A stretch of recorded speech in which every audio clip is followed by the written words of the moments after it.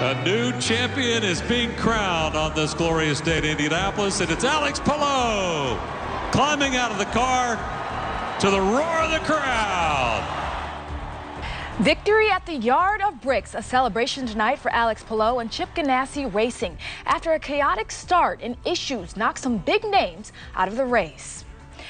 We've got team coverage from Indianapolis Motor Speedway, where fans are still clearing out after a long day of partying and racing. And we're live at Gainbridge Fieldhouse, where the Pacers are looking to extend a 2-game lead in the Eastern Conference Finals. But we start at 6 with our Brad Brown breaking down that exciting race for us. Brad. Najee, it was quite the day here at the Indianapolis Motor Speedway. Of course, sold out, 350,000 deep here at the corner of 16th and Georgetown. And you can kind of hear some of these fans over in the distance, and you will see the Spanish flags that are waving because they are celebrating the new champion of the Indianapolis 500 as Alex Palou becomes the first Spaniard to win the race. He is basically winning everything this season, 5 out of 6 races, and he is the champ right now. We hope to talk to him before we're done here at 6:30. This afternoon. But it was quite the day that was delayed a little bit by rain. We started about 50 minutes later than planned, but once they got going, some memorable moments, all of them starting with the chairman of the Indianapolis Motor Speedway, Mr. Roger Penske. Drivers, start your engines.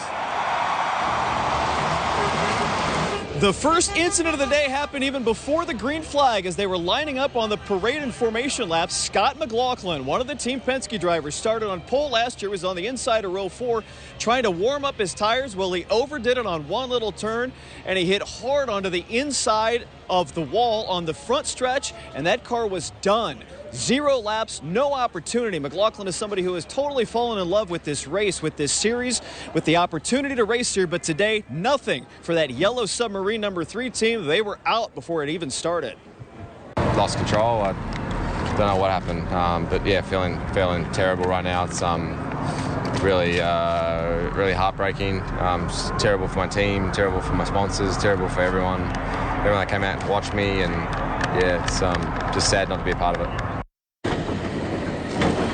Trouble in pit lane all afternoon. All of this happened in the span of about 15 laps. Alexander Rossi coming in for his second pit stop of the day. All of a sudden, panic in that number 20 pit as there was a fire around that car. Rossi had to scramble. Crew members had to scramble. The safety crews come in with multiple fire extinguishers. Whatever fire there may have been was put out. Everybody seemed to be okay in the moment, but very quickly, Ed Carpenter Racing had one of their cars out of the race. Shortly after that, Rinus VeeKay had a pretty decent run going. VeeKay coming in for one of his pit stop number 2 on the day. Same thing, locked it up, spun it around, take it out completely, broke a tire, broke that car completely, and VeeKay was a pretty decent contender for the first part of the race. He was out as well. Then the pole sitter, Robert Schwartzman. We talked about some of the troubles that he might have as a rookie. First time on an oval, first time on this track, coming in for one of his pit stops before lap number 90 on the day, and he came in too hot. Pinched a couple of his guys there. They took one of his crew members off on a stretcher. Schwartzman was out about a third of the way into the race, and he was on his way, done for the day. Kyle Larson trying to run the double, moving his way through the first half of the race. Well, by about lap 91, Larson found himself in trouble. Got a little too low, spun it out. In the process, took out Kiffin Simpson, took out Stingray Robb as well. Larson did not make it to the halfway mark, trying to, of course, pull the Indy Charlotte double. Well, he was on his way to Charlotte earlier than expected today. Yeah, hate that I caused that crash, hate that others got collected in it, and yeah, really just hate it for Aaron McLaren and Rick Hendrick, everybody. Yeah, put a lot into making this effort possible, so just bummed out really, but we'll try to mentally move on from it here quickly and get to Charlotte.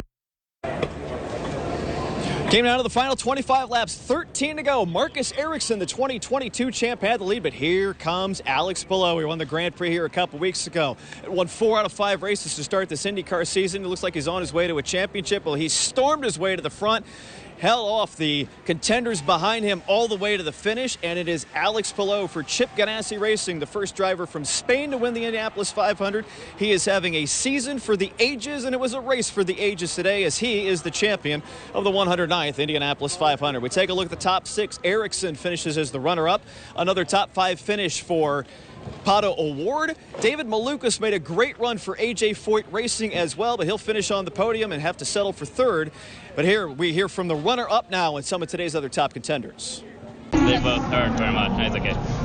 they both hurt very much, and you know, it's just tough to be that close. You know, we got ourselves out in the lead there, and you know, it's just tough with the lapped cars in front of us. They just sort of played a big part, and Alex took an opportunity, and yeah, I'm just angry with myself that I didn't keep the position. So yeah, it was my race to win there. It's a strong points day for us, but obviously when we come back to Indy, we've just about got every single spot, at least in the top 5, besides a win. So better luck next year. You know, definitely deep down, I'm very happy. That was a positive run. To say that we were fighting for a win for the 500, I mean, that's special. It's just, obviously it's bittersweet. We were just so damn close, but that last stint, we kind of messed it up a little bit. But from the crew, from the strategy to positioning on track, I mean, that was a damn near perfect race for us.